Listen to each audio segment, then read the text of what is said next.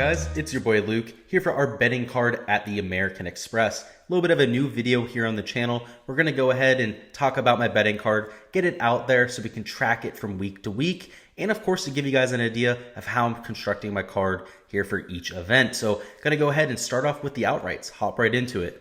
First off, we have Matthew Wolff, one of my core picks for this week. We're able to get 40-1 on him at Bet365. Somebody who I love is off the tee play, love the long iron play, high birdie or better percentage, decent putting on Bermuda grass and on POA, which we're getting a little bit of a hybrid between those two surfaces this week, and that is a rare surface to find on the PGA Tour. So I'm just taking a look at both surfaces independently, and overall projects well across the board. So should be a little bit closer to 25 or even 30-1 in my opinion. You'll see him at 30-1 at some books across the board. So you want to go ahead and shop that number, but at 40-1 gives us a ton of value, and I'm going to be all over it. Next up, we have Willie Z at 55-1, also at Bet365. I love his high birdie or better percentage, love the iron play. The off the tee play, also going to pay dividends at this resort style event. And of course, has been putting the ball of late. That's really been the X factor for him. And if he continues that here at PGA West, we'll come out with a very solid finish. And you're going to see we also have him and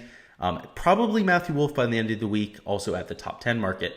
Now we have Sebastian Munoz, our third outright at 120-1. Also a value pick here on the channel. So if you're looking for a complete breakdown of why I like him this week, make sure to go ahead and check that out. But just like Zalatoris, just like Wolff, high birdie or better percentage player, long off the tee. The real X factor is the iron play. If he comes and brings them, he usually goes and gains in bunches. But of course, when the swing isn't there, goes out and does a lot of trunk slamming. So that's why I like him at 120-1. He's very likely to go out and miss a cut, but almost as likely to go out there and also finish in the top 10. He's not very likely to go out there, give you a 40th to 60th type of finish. That's just not his thing. He's either going to go out there, have a very solid week, or again, be packing it up early. Our last outright going to be Patrick Rodgers at 175-1. Also at Bet365 there. Completely mispriced in my opinion. You can see him in my core picks video if you're looking for a complete breakdown. Much like Munoz, long off the tee. Also a very solid putter with a high birdie or better percentage. And much like Munoz, just has to bring the irons, right? A little bit inconsistent with that iron play. But we saw him at the Bermuda Championship. A similar type of setup to what we're going to get this week. Even though it's not a coastal track, it's a short, scoreable type of golf course. He went out there, almost ended up taking that thing down, and the iron numbers look worse than they really are in actuality. That didn't have shots gained over there at the Bermuda Championship, and he would have very well gained 6, probably 8 shots to the field in that event. So with that in mind, like the recent form, like the course fit, and that's why he comes in at 175-1. Next, let's go over to the top 10s. Already mentioned Will Zalatoris. I have him at plus 475. Similar reasoning to why we want to take him in the outright market. Hybrid or better percentage, just mispriced for this field and definitely makes it in this market. Matthew Wolff, even though he's not going to be listed in this video, I haven't fired the outright bet on him yet. He's at plus 400 for a top 10. Also very likely to make my card. Next up, we have Rickie Fowler. So a little bit of a different name here at plus 550. That is over there on Draftkings. I was tempted to fire an outright at 50-1, but when I compared that to Will Zalatoris at 55-1, I just couldn't, rationalize it. I would much rather go to Will Zalatoris' way there. But in the top 10 market, Fowler makes a lot of sense here. He has very good vibes over here on the West Coast. He's from California, in the desert specifically, and he's had very solid performances at these type of desert golf courses. TPC Scottsdale, TPC Summerlin, all these golf courses that are in the desert, resort style, easy. Really, you got to rely on that iron play and the putting. He's done well, so the course fits there. We've seen the course history as well. So plus 550 should give you plenty of value. The last 2 top 10s I have are those long shots, right? We have Sebastian Munoz at plus 800 over there at FanDuel and plus 1200 for Patrick Rodgers at Bet365. I like both of those guys for the same reasons I liked him in the outright market. People that when they tend to pop, tend to contend, right? And if you're looking for guys to finish in that top 10, you want to make sure they have that top end volatility to actually reach the top 10. There's plenty of people in this field that can go out there and make a cut, but really have no chance at sniffing a top 15, top 20. Whereas Sebastian Munoz and Patrick Rodgers, when they make cuts, I'd say about a third or even half the time are going to finish in that top 10. So really do like them there at their numbers. Much lower priced than they really should be. And now finally for our matchups. And if you're looking for a more consistent way to bet golf, this is definitely the way to target it. You don't just have to like the player that you're betting on in a matchup. You can also fade the other side. So it can be a lot of inherent value when you like one side and really don't like the other player, or even just when you have one strong take to one side or the other. So let's go and start out with Sungjae Im over Im Ancer. That is plus 100 for Sungjae Im. Really like Sungjae Im, very consistent, very solid with the ball striking. We've seen that over the last 2 weeks. He's also been putting very consistently. We've seen him gaining on Bermuda grass, which is something we didn't see towards the end of 2021. So nice to see that he clearly turned that around. Historically, that has been a strength of his game, putting on Bermuda grass.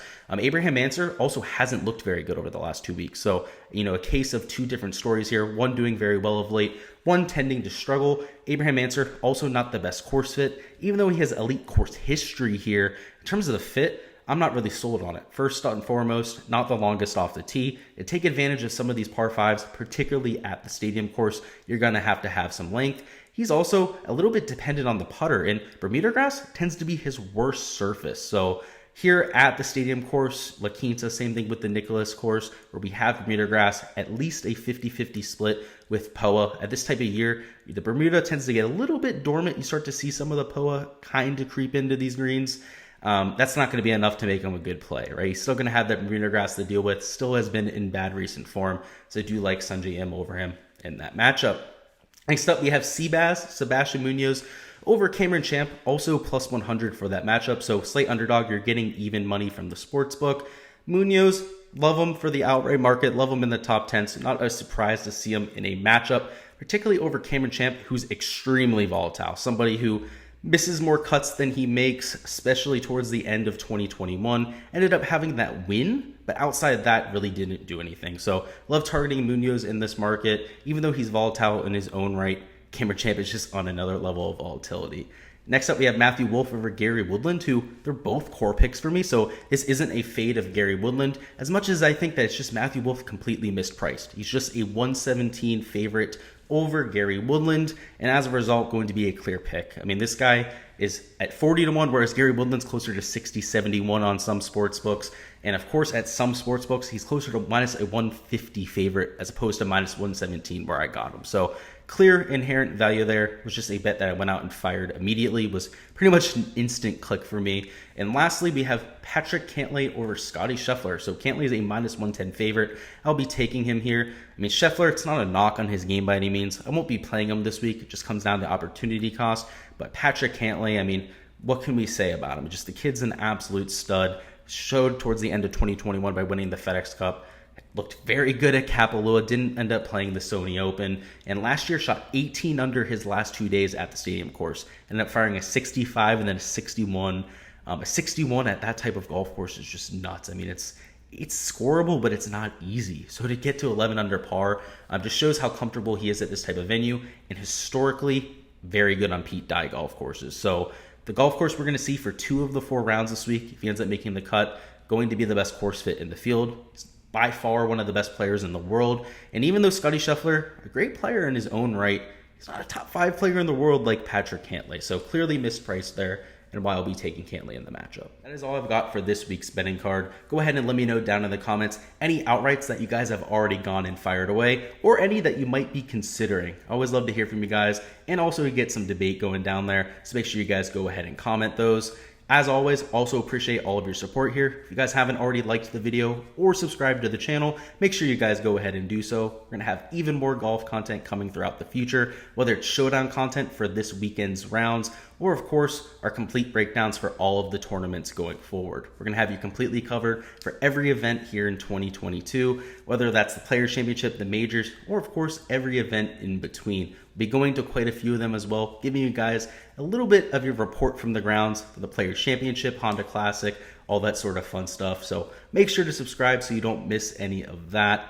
Good luck with any outrights that you guys are firing this week. Good luck with any of your DFS lineups that you're entering as well. We are going to have our DFS live stream tonight, I'll remind you, at 7 p.m. Eastern time. So this video will be dropping right around 5:45. So if you end up watching this after 7 p.m., the replay will be up on my channel as well. A link will be in the description here. We're going to be talking the weather, my player pool, ownership for DFS, a lot of DFS strategy talk, any live questions that you guys have down in the chat. So if you have any betting questions and you want to get my live take on it, some live research into it as well, we'll bring up the shots gained metrics.